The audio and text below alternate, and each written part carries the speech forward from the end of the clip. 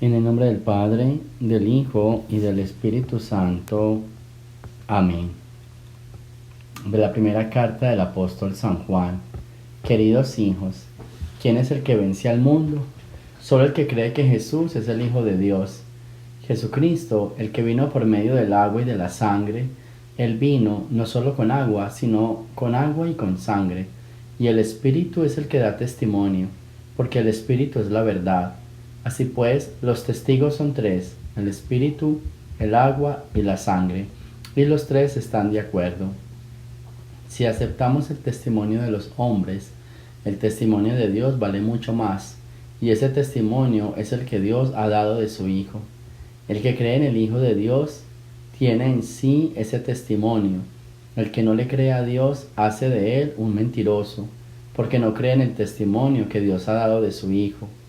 Y el testimonio es este, que Dios nos ha dado la vida eterna, y esa vida está en su Hijo. Quien tiene al Hijo tiene la vida, quien no tiene al Hijo no tiene la vida. A ustedes, los que creen en el nombre del Hijo de Dios, les he escrito estas cosas para que sepan que tienen la vida eterna. Palabra de Dios. Bien, hay un tema bien interesante hoy en esta lectura, y es el tema de los testigos de la presencia de Dios en la tierra o del Salvador. Y Juan lo llama los tres testigos: el Espíritu, el agua y la sangre.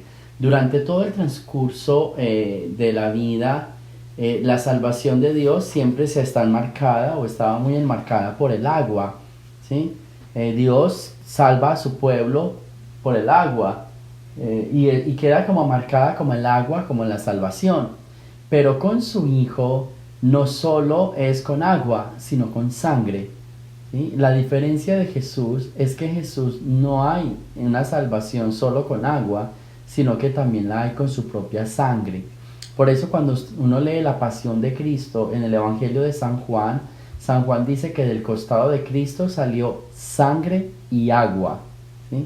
Enmarcando como la presencia de un Dios hombre que ha derramado su propia sangre, que ya no es bajo el efecto del agua que se divide o el agua que se derrama. Hasta ese momento el agua simbolizaba la gracia de Dios. Entonces siempre Dios se movía sobre las aguas, y el agua simbolizaba salvación, el agua simbolizaba gracia, el agua simbolizaba presencia de Dios. Pero con Jesús, entonces ya no va a ser solo el agua, sino que va a ser el agua y la sangre, ¿sí? Por eso se le hace todo este tributo a la preciosísima sangre de nuestro Señor Jesucristo, porque ya no es la fuente de la salvación el agua, sino la sangre y el agua, ¿sí? Entonces algo bien bonito. Y cuando uno va a la Eucaristía, uno observa que el Padre echa el vino en el cáliz y echa un poquitito de agua, ¿sí? Junta el agua y la sangre, que en señal de salvación, de comunión, de redención, de gracia, de presencia de Dios. ¿Qué es lo que San Juan nos está diciendo aquí en la lectura de hoy? ¿Sí? Y creer en Jesús no solo porque es el Salvador, sino porque derramó su propia sangre, ¿sí? Dio su propia vida. ¿Sí ven? Porque para los judíos la sangre simboliza vida. Entonces el agua simbolizaba presencia de Dios. Entonces es la presencia de Dios hecha vida. Eso es lo que está diciendo San Juan hoy en su carta, y eso es lo que nos está enseñando. Dios se hizo presente no solo bajo el efecto de la gracia y el agua, sino bajo el efecto de la sangre, o sea, con su propia vida. Y por eso llaman los testigos. Esos son los testigos: el Espíritu, el agua y la sangre. Para nosotros, ¿qué se puede quedar hoy con esta lectura?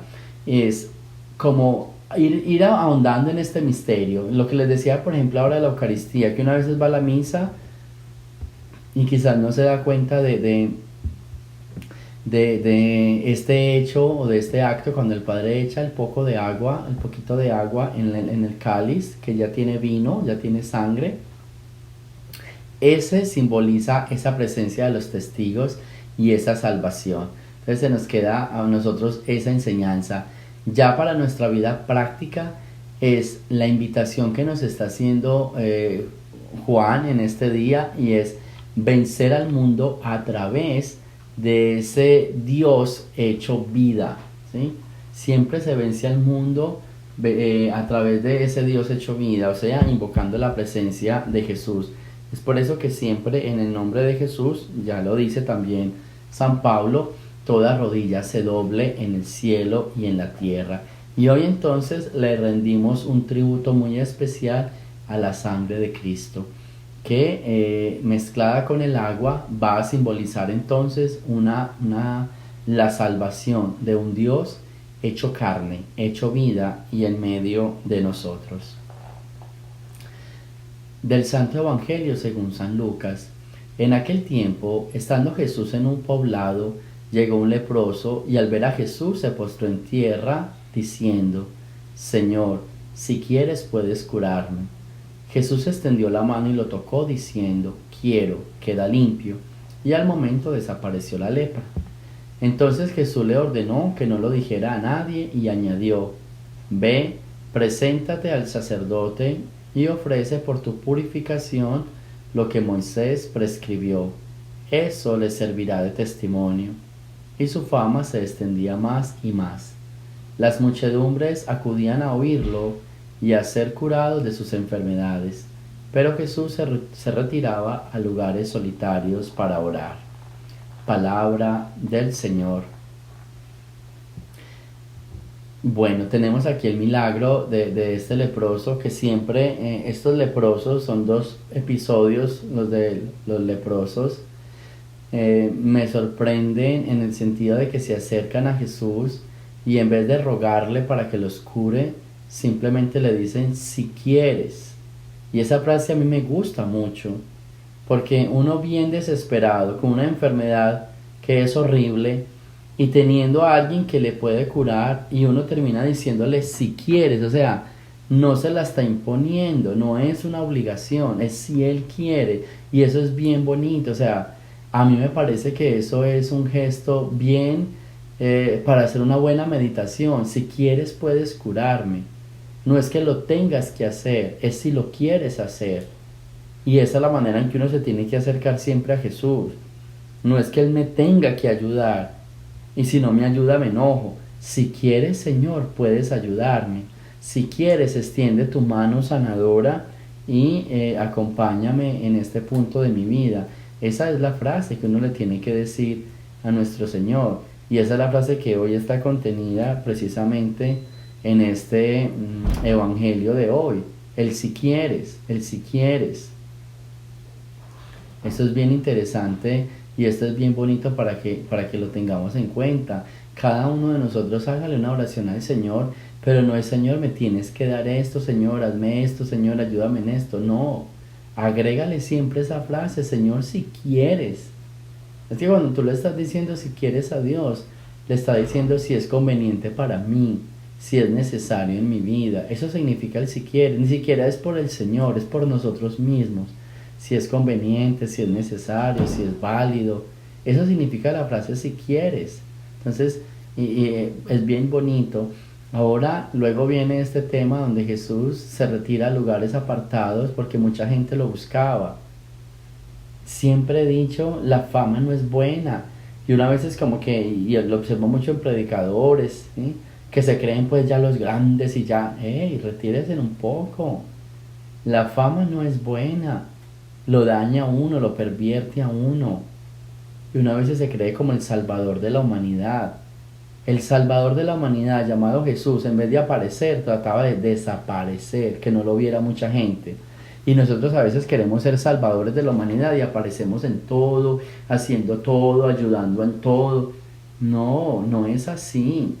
Miren, su fama se extendía y él prefería irse a lugares solitarios para orar. ¿Sí?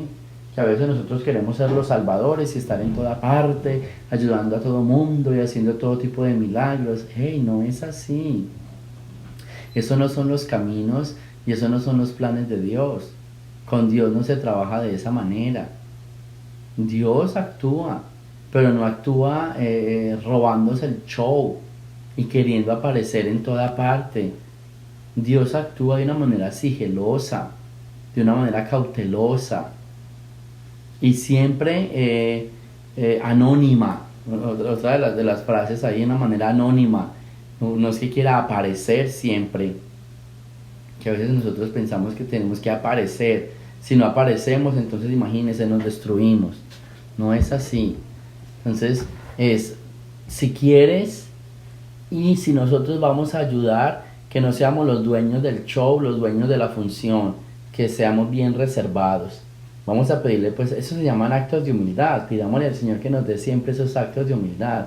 Dos cosas entonces podemos aprender hoy: a ser testigos de esa verdad, testigos de Dios, de esa vida, de esa presencia de Dios hecha carne, hecha vida en medio de nosotros, a creer y a tener esa fe a la preciosísima sangre de nuestro Señor y a invocar siempre a nuestro Señor para que sea Él nuestro guía.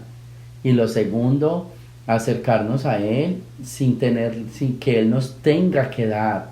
Y si no nos da, nos aburrimos. No, si quieres, Señor, acercarnos y sencillamente decirle si quieres. Si tú nos quieres ayudar, si tú nos quieres proteger, aquí estamos. Y al mismo tiempo a no ser los dueños de la función y los dueños del show, sino a un paso a paso, un poco a poco, hasta donde se pueda, hasta donde Dios lo permita. Y nunca olvidemos, nosotros no somos los salvadores de la humanidad. Nosotros no somos los salvadores de la humanidad y no podemos hacerlo todo.